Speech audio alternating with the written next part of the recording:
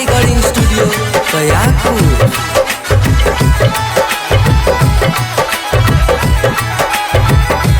गर्मी हो रही है बैठो दादा छाही माँ, कमर तोड़ महंगाई माँ।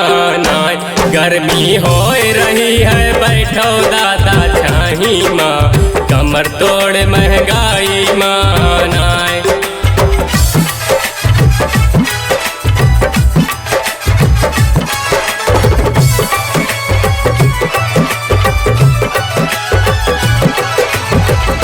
presented by हंगामा रिकॉर्डिंग स्टूडियो बयाकपुर।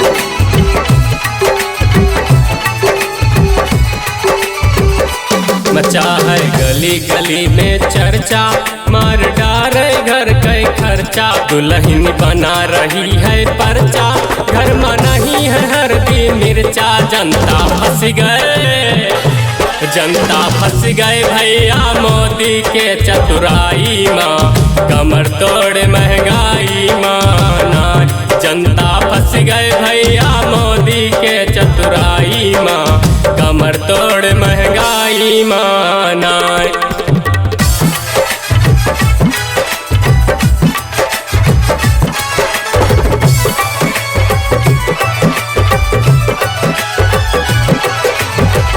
presented by हंगामा रिकॉर्डिंग स्टूडियो बयाकपुर।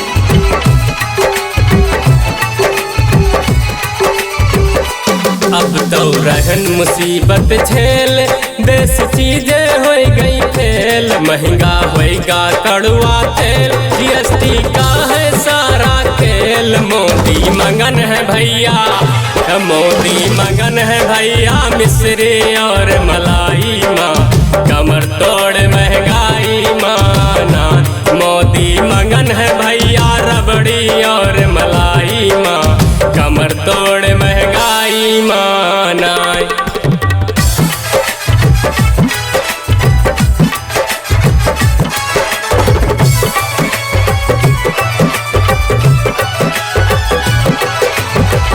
presented by हंगामा रिकॉर्डिंग स्टूडियो बयाकपुर।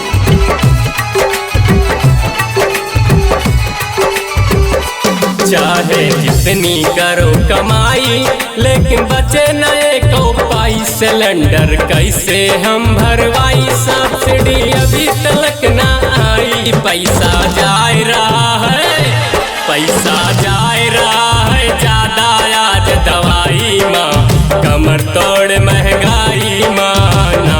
मोदी मगन है भैया रबड़ी और मलाई माँ, कमर तोड़ महंगाई माँ। योगी मगन है भैया रबड़ी और मलाई माँ, कमर तोड़ महंगाई माँ।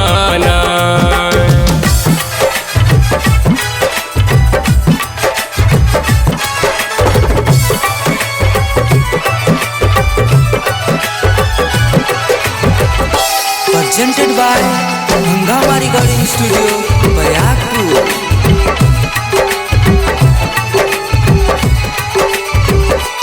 अब तो सहा न जावे मोल, कितना महंगा भा पेट्रोल। अब की डिब्बा करबै गोल, न होई कौनो अब की झोल। हम तो फंस गन भैया, कि हम तो फंस गन भैया यहाँ के आवाजाही माँ, कमर तोड़ महंगाई माँ।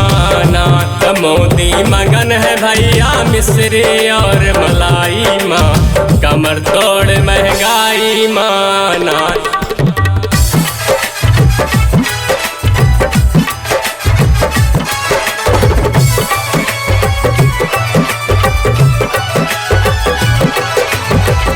presented by हंगामा रिकॉर्डिंग स्टूडियो बयाकपुर।